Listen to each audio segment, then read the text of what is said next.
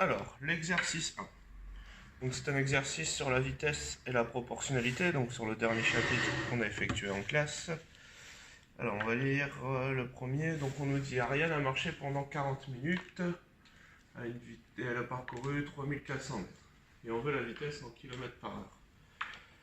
Donc si on regarde la première question, on voit que là, le temps il est donné en minutes et la distance en mètres. Nous on veut en kilomètres et en heures. Donc on va d'abord convertir 3400 mètres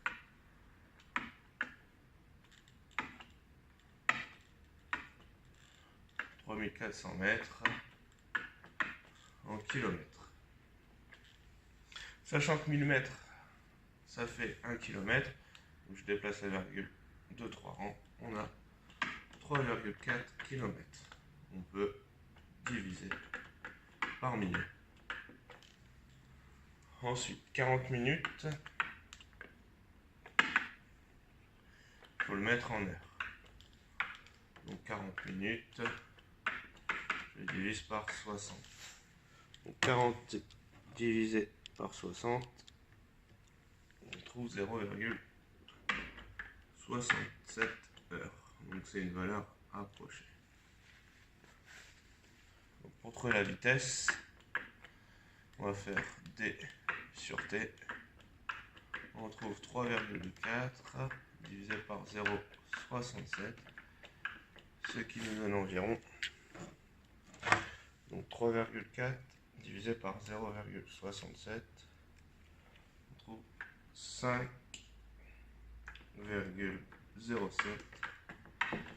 km par heure. Donc c'est marcher, donc on voit que c'est une faible vitesse, hein, c'est normal.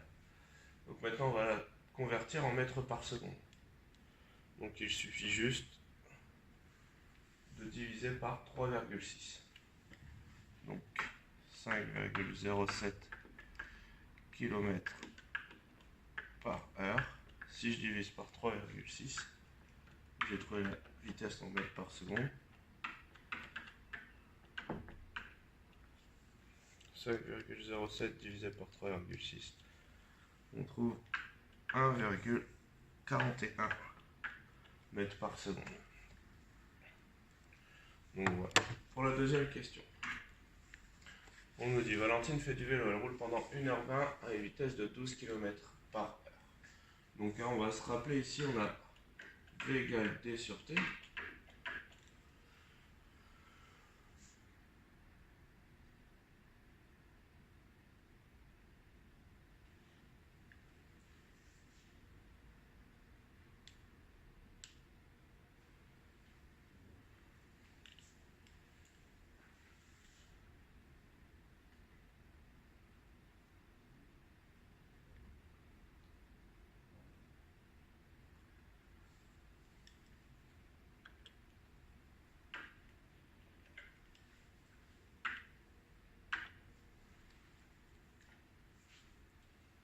Donc la vitesse moyenne ici, elle est déjà donnée, 12 km par heure.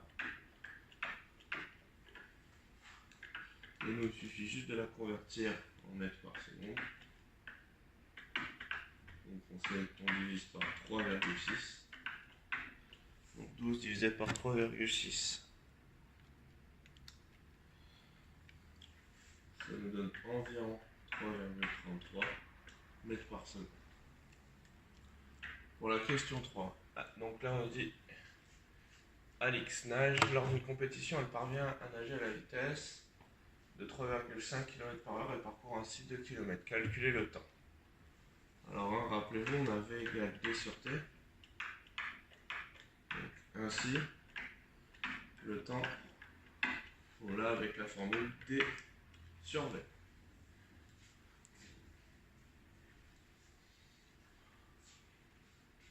Le temps, donc, il doit être donné en minutes. Attention, la vitesse, elle est donnée en 3,5 km par heure. Et là, ici, des kilomètres. Donc, les bonnes unités sont là, on a kilomètres et kilomètres par heure. Attention, hein, on aura une réponse en heure. Donc, la distance ici, c'est 2. La vitesse, c'est 3,5. Donc, 2 divisé par 3,5, on trouve 0,57 heures. Alors, on va le convertir en minutes.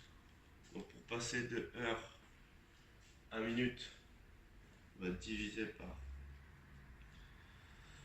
60. Non, on va multiplier par 60, pardon. On trouve 34,2 minutes. Donc on a fait fois 60. Parce que dans une heure, il y a 60 minutes. Et ensuite, donc j'ai 34 minutes plus 0,2 minutes.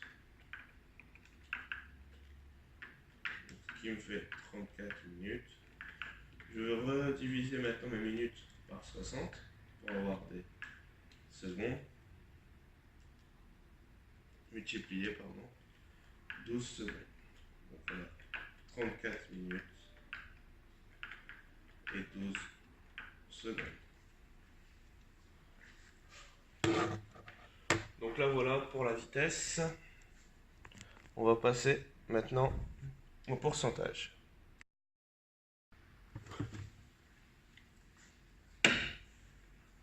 Alors, dans une entreprise, les salaires ont augmenté de 1,5%.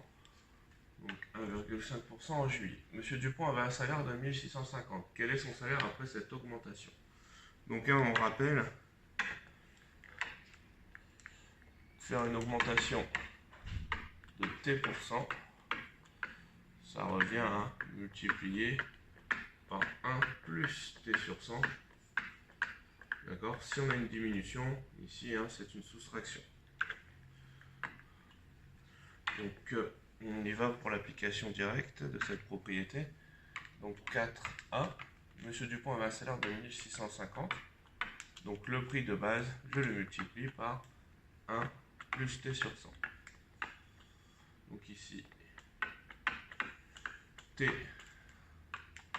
c'est 1,5. Cette valeur-là, 1,5 sur 100. Donc j'ai 1650 fois 1,015. D'accord, pour avoir le 1,015, on fait 1 plus 1,5 divisé par 100. On obtient bien 1,015. Donc si à la calculatrice après je fais 1650 multiplié par 1,015, j'obtiens 1674,75.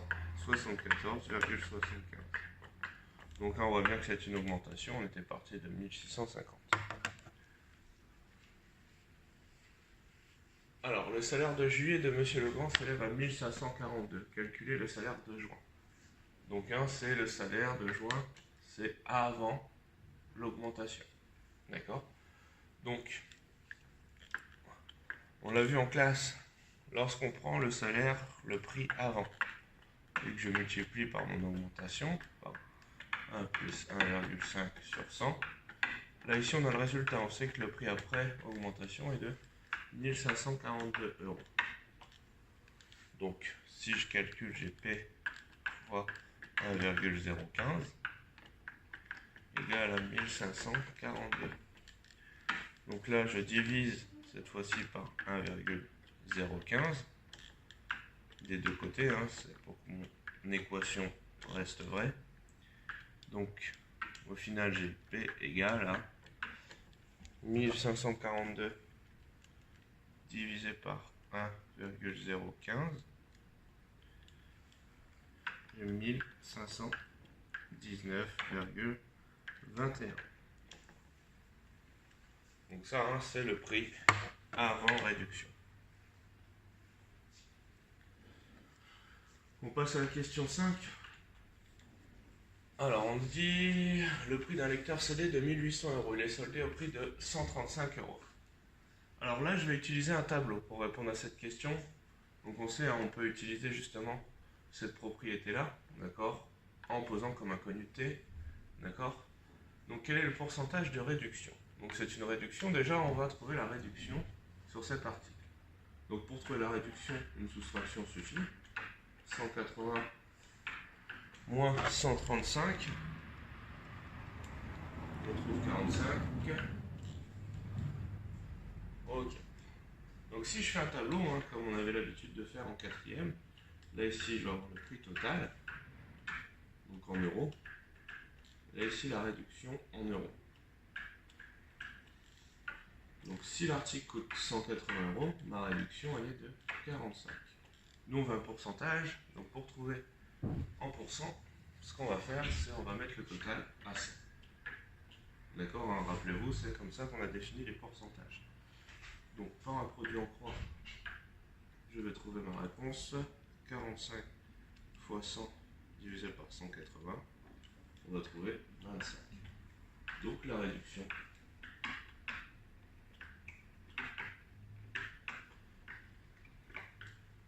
est de 25%. Ok. Donc ça c'était pour la question A. Là ici, on va corriger la question B. Donc là on nous dit, un client désire acheter cet appareil. Il possède une carte de fidélité du magasin qui lui permet de bénéficier d'une remise de 5% en caisse. Combien paiera-t-il ce lecteur?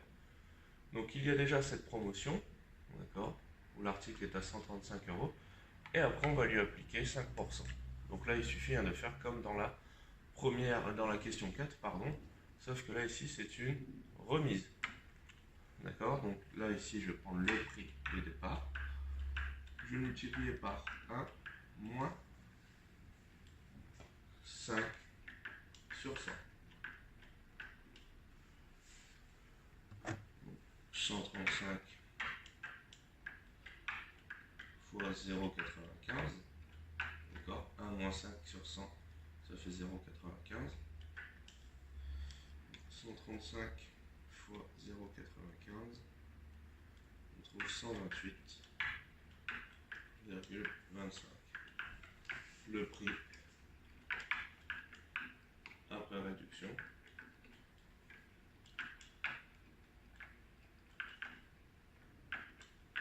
est de 128,25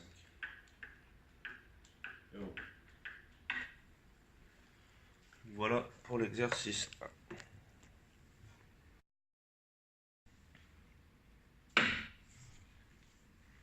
Alors l'exercice 2 est un exercice sur le tableur, donc pour la lecture de l'énoncé. Donc on dit voilà un relevé de moyenne pour 4 élèves de seconde.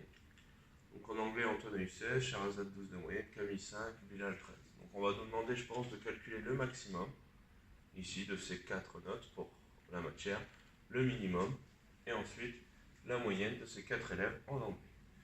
Et aussi, il doit y avoir un total ici sur les 200 points. Ok. Alors, choisir la formule à écrire en F2 pour obtenir la moyenne maximale obtenue en anglais. Donc, dans toutes les propositions, ici, on a égal. Donc, c'est très bien. Déjà, maximum B2. Je regarde la première, là, de B2. Et, attention, le point-virgule, c'est et. D'accord? Donc là, entre B2 et E2. Donc là, ici, ça prendra en compte que la moyenne d'Antoine et de Bilal en anglais.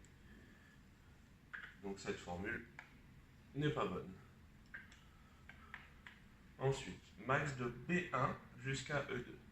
B1, on voit que ça va être ici, donc celle-là, elle n'est pas bonne.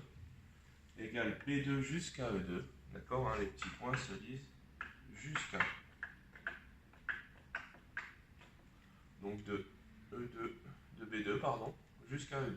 Très bien. Donc c'est la réponse C.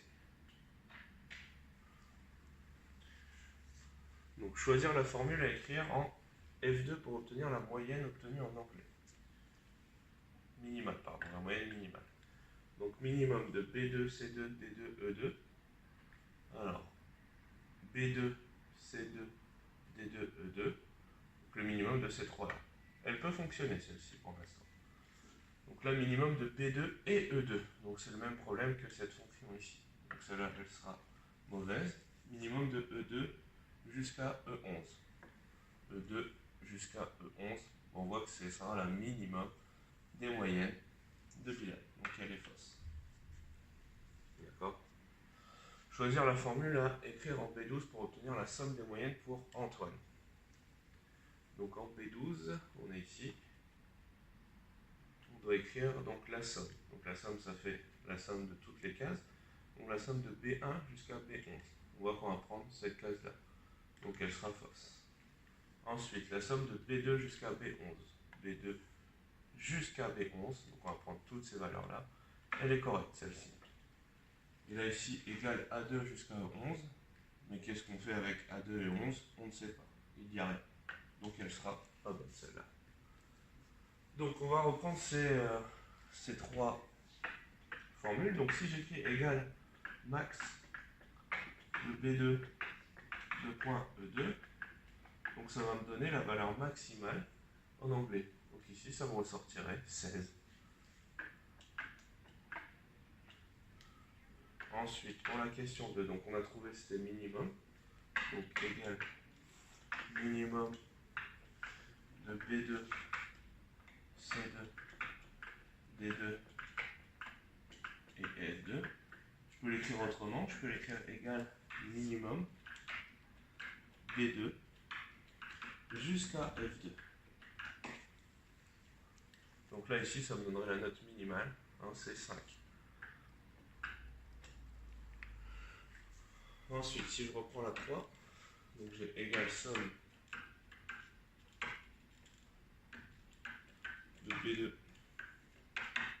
jusqu'à B11. Donc ça va faire la somme de ces trois valeurs ici. Donc voilà.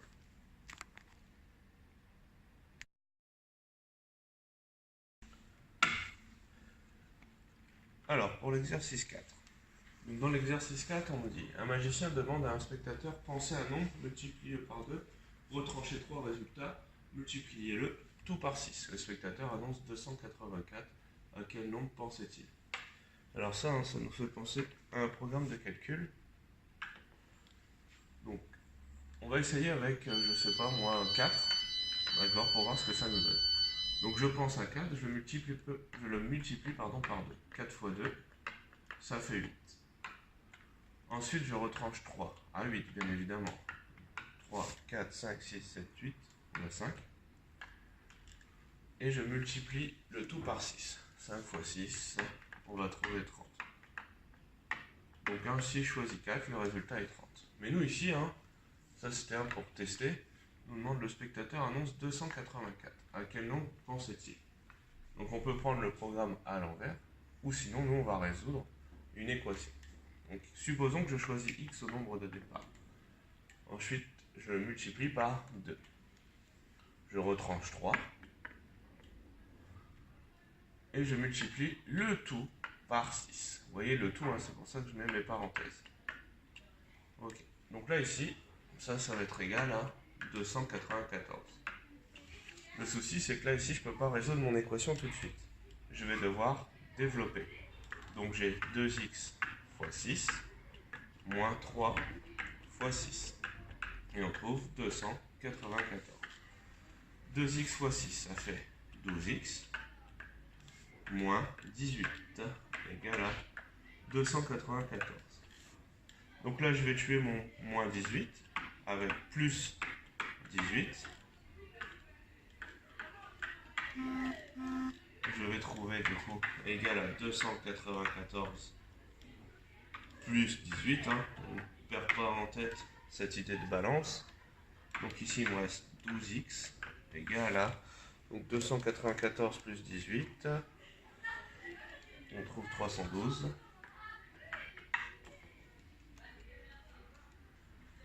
Donc 12x divisé par 12. Hein. Donc là, ici, il va me rester x. Et si je fais 312 divisé par 12, oh pardon, on trouve 26. Donc le nombre de départ à choisir, hein, c'est bien 26.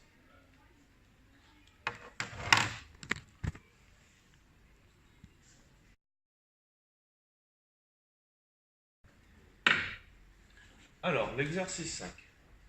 Donc hein, c'est un exercice sur les généralités de fonctions.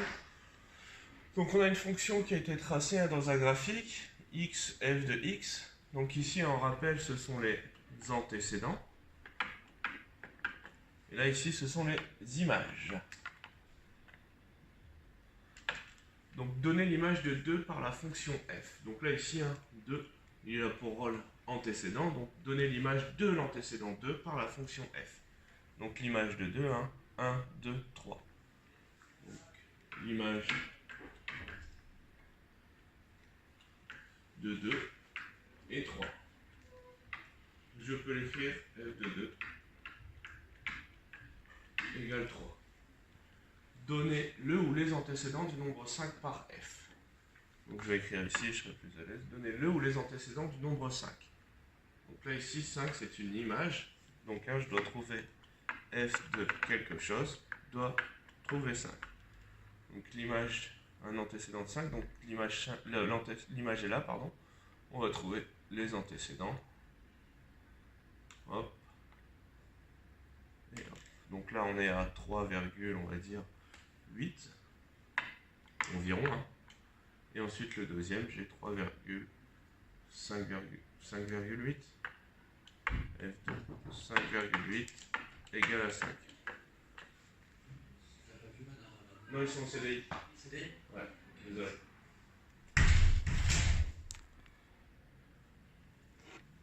Donc F de 5,8, ça fait 5. Donc quel nombre ne possède aucun antécédent? Donc quel nombre n'a pas d'antécédent? Donc on voit ici le nombre 6 n'a pas d'antécédent. D'accord? 6 n'a pas d'antécédent.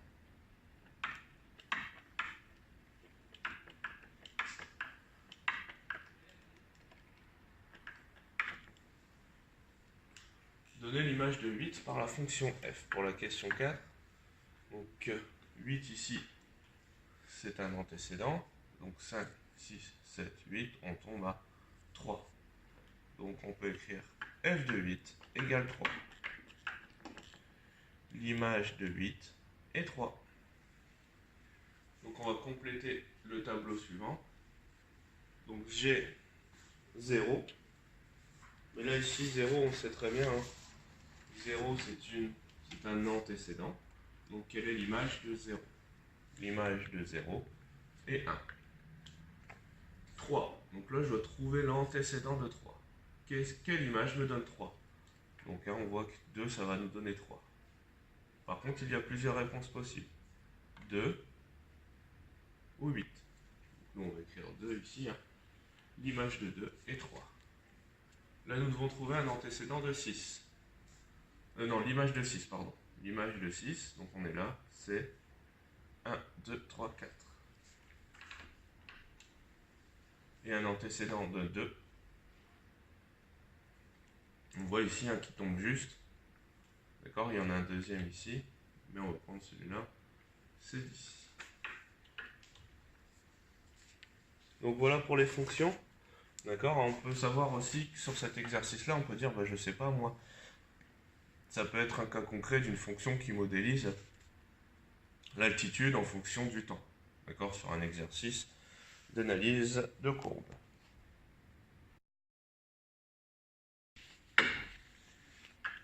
Alors, donc exercice numéro 6 sur Scratch, en lien avec les programmes de calcul.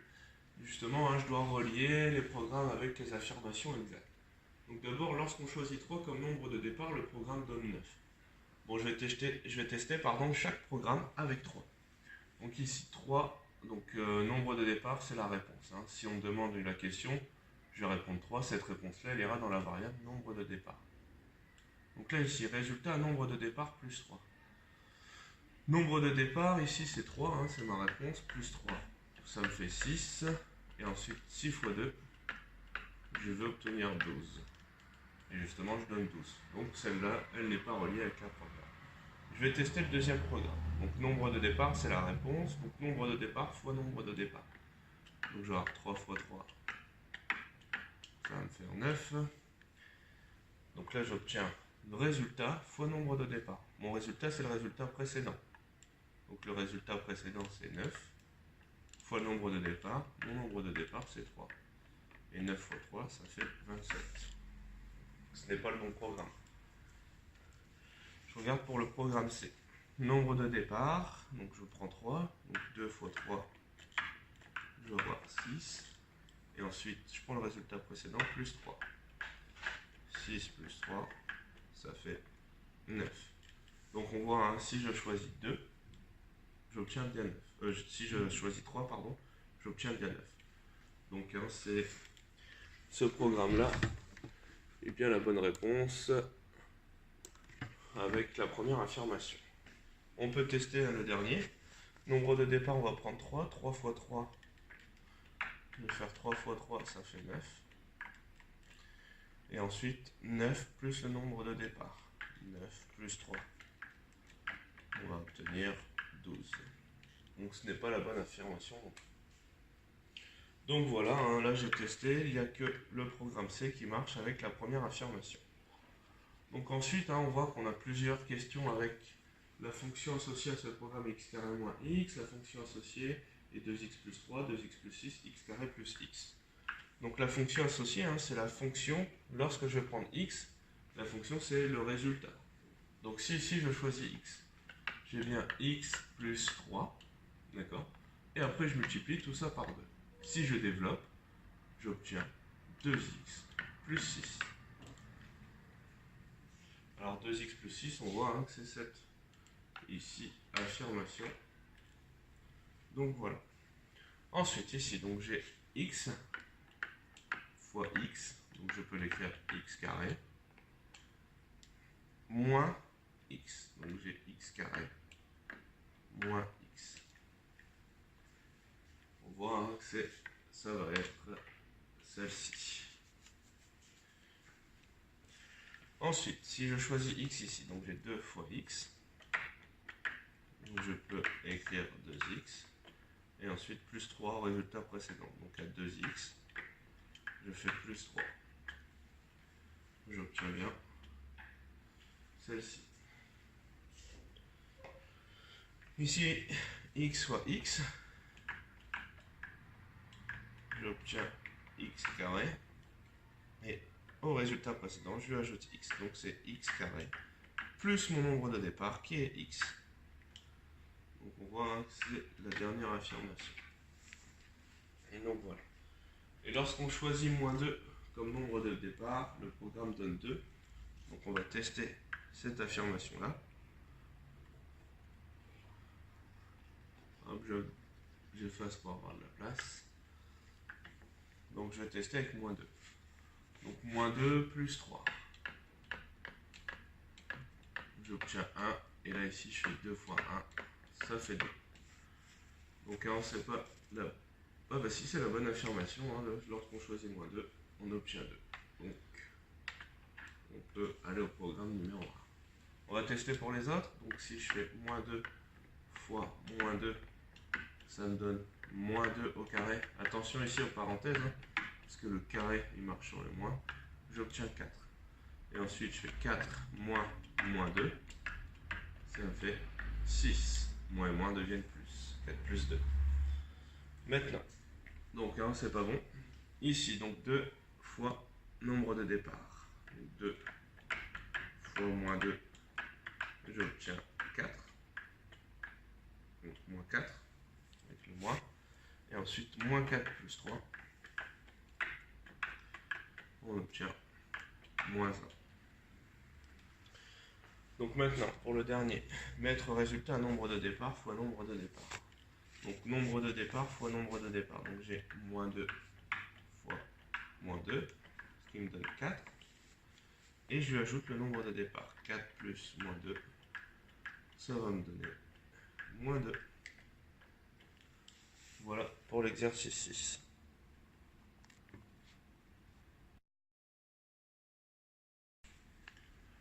Exercice 7. Lors d'une promenade, Joachim et son chien Homer doivent traverser une rivière. Alors, arrivés au point A, ils choisissent des chemins différents. Donc ils sont ici, hein, le point A. Joachim rejoint la rivière en ligne droite jusqu'à B, puis longe celle-ci jusqu'au point C et finit le trajet CD. Tac et tac. Donc voilà, hein, le tracé de Joachim. Ok. Tandis qu'Homer, lui, son chien, hein, il va tout droit. Alors, hein, le but c'est de connaître toutes les distances.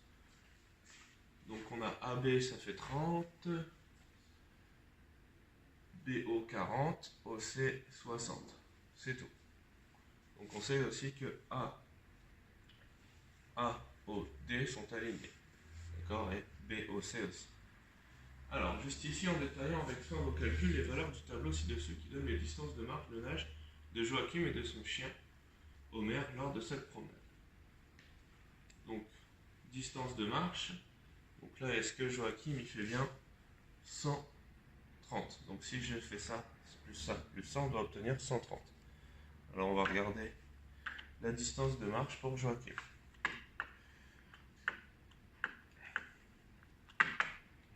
Donc on va regarder la marche. Ici, hein, c'est AB. On voit qu'il marche sur AB plus BO plus OC. ABG 30 plus BO 40 plus OC 60. Donc on trouve 130 mètres. Donc cette valeur-là, elle est vérifiée. Donc pour le chien, Homer, en marche, il marche uniquement AB.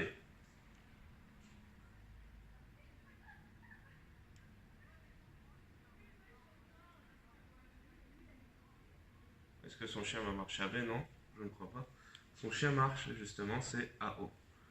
Donc on voit qu'on est dans un triangle rectangle, d'accord? 30 mètres et 40 mètres, et on doit trouver l'hypoténuse. Ce triangle est bien rectangle en B. Donc, d'après le théorème de Pythagore, j'ai AB carré plus BO carré qui est égal à AO carré. AB au carré, c'est 30 au carré plus 40 au carré égal à A au carré. 30 plus 40 au carré. Donc 30 au carré, on trouve 900 plus 40 au carré, 1600. Ça nous donne donc A au carré. Donc AO au carré, c'est égal à 1600 plus 900. J'obtiens 2500. AO, c'est racine carrée de 2500. Et on trouve 50 mètres. Donc hein, pour la marche du chien, on trouve bien 50 mètres. Donc là, ici, j'ai 50 mètres. Donc pour Homer, maintenant, on peut trouver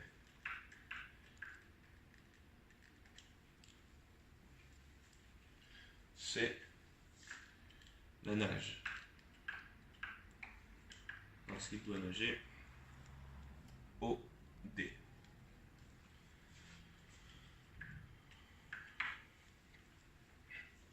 AB et CD sont parallèles.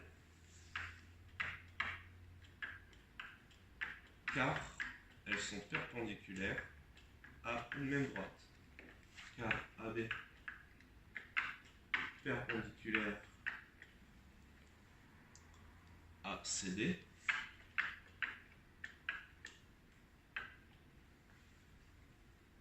CB pardon, et aussi donc CD perpendiculaire à CB.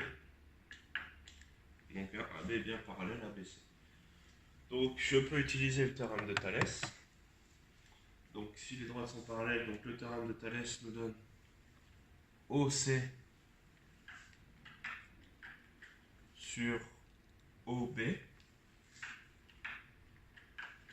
est égal à OD sur OA. Donc mes droites parallèles, je les retrouve, CD sur BA. Donc ensuite l'étape, hein, c'est je remplace mes valeurs par, enfin mes longueurs là par mes valeurs. OC, est-ce que je connais OC? OC, donc oui, c'est 60 sur OB sur 40 égale OD. Je ne connais pas, mais c'est bien, c'est ce que je cherche, sur OA, je l'ai trouvé précédemment. CD, est-ce que je connais CD? Non, mais je vais en avoir besoin pour Joachim, divisé par BA. BA, hein, c'est 30. Donc pour trouver OD, ici, j'utilise un produit en croix, 60 fois 50 divisé par 40. 60 fois 50 divisé par 40. 60 fois 50 divisé par 40. On trouve 75 mètres. Donc OB, c'est 75 mètres. Et ensuite, pour trouver CD, donc j'utilise aussi le produit en croix, 30 fois 60 divisé par 40. 30 fois 60 divisé par 40. On trouve 45 mètres. Là, ici, hein, 45 mètres. Donc là, j'ai toutes mes valeurs. Pour trouver du coup la distance de nage de Joachim, on a bien retrouvé 45. D'accord? C'est ici. Et ensuite, la distance de nage du chien, on a bien trouvé OB qui était 75 aussi. Alors, donc on va passer à la question numéro 2. D'accord? Juste le temps pour moi de recopier le sujet. Hop, ici. Donc voilà, la question 2. Donc on nous dit, le tableau ci-dessus donne les vitesses de marche. Oh pardon, il faut que je reprenne le stylo. Le tableau ci-dessus donne les vitesses de marche de nage de Joachim et de son chien exprimées en mètres par minute. Qui arrivera le premier de l'autre côté de la rivière? Alors hein, donc on va partir de la vitesse, hein. V égale D sur T. Nous on veut savoir le temps, hein. Le plus rapide c'est la personne qui met le moins de temps. Donc là on l'a vu tout à l'heure, T c'est égal à D sur V. Donc on va regarder hein, pour Joachim pour la marche. Donc je mets J marche. Donc Joachim pour la marche, on va voir. Donc lui Joachim en marche il fait 130 mètres. Du coup, je divise par sa vitesse qui est de 100 mètres. Là, ici, hein, j'ai pas de conversion à faire. Et ça va donner 1,3 minutes. D'accord, pour Joachim pour la marche. Donc, on va regarder son chien. Donc, Homer, la marche, pardon. Donc, pour la marche, son chien, il fait 50 mètres à la vitesse de 200 mètres par minute. Donc 50 divisé par 200, je trouve 0,25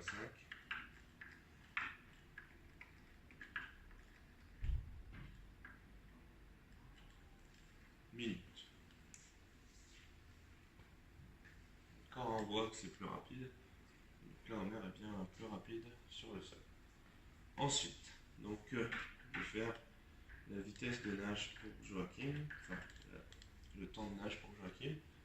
Donc Joachim 45 mètres, il veut une vitesse de 40 mètres, de 50 mètres par minute. Donc si je fais 45 divisé par 50, j'obtiens 0,9 minutes.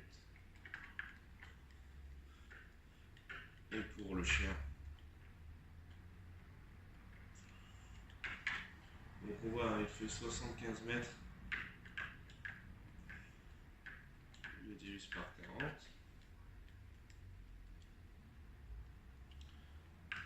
1,875 minutes. Donc au total pour Joachim, on fait 1,3 plus 0,9.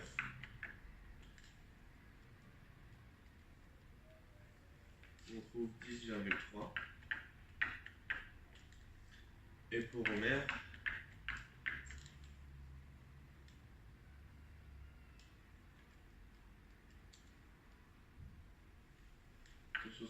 alors c'est 2,2 minutes. Et ensuite pour Homer, donc un 0,25 plus 1,875, 0,25 plus 1,875, on trouve 2,125 minutes. Donc le plus rapide c'est Homer.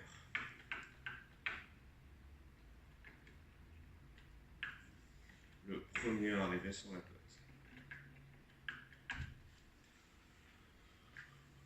Voilà pour cet exercice 7.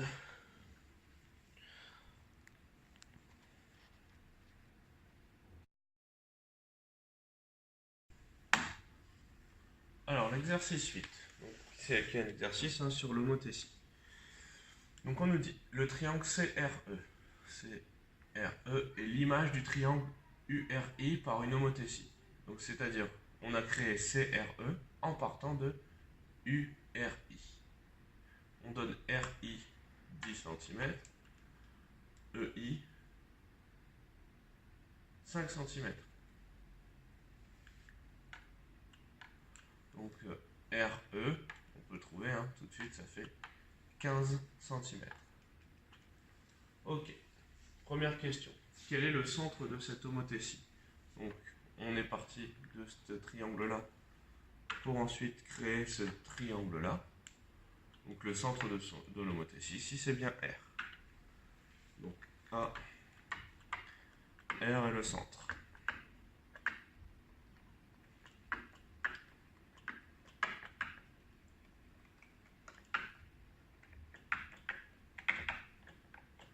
Lorsqu'on nous demande la nature d'une homothétie, il faut toujours lui donner son centre et le rapport.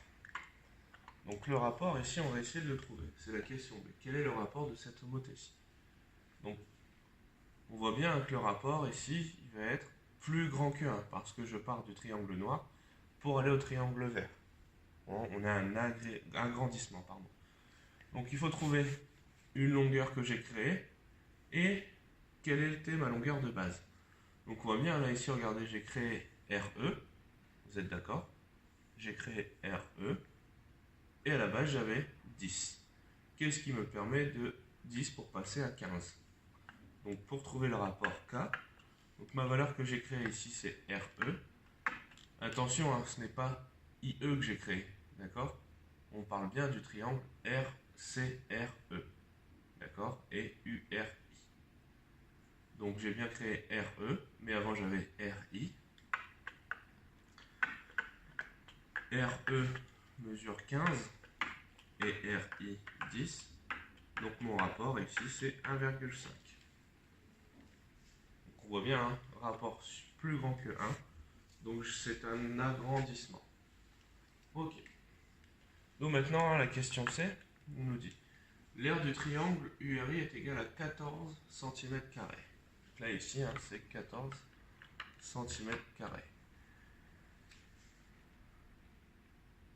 Marie affirme que l'aire du triangle CRE est donc égale à 31,5, puis Pierre affirme que c'est 21. Qui a raison? Justifie ta réponse. Donc nous on a vu que les aires sont multipliées pas par K, K c'est pour les distances, par K au carré. D'accord? K au cube c'est pour les volumes, on l'a vu dans l'autre chapitre sur les volumes. Donc K au carré. Donc ici je prends l'aire de départ, donc j'ai 14, je vais multiplier par 1,5 au carré. Donc si je fais 14 fois 1,5 au carré, j'obtiens bien 31,5 cm². Pierre lui affirme que c'est 21, justement son erreur, il fait 14 fois 1,5, ce qui est faux. Donc voilà pour cet exercice 8 qui finit ainsi notre DM.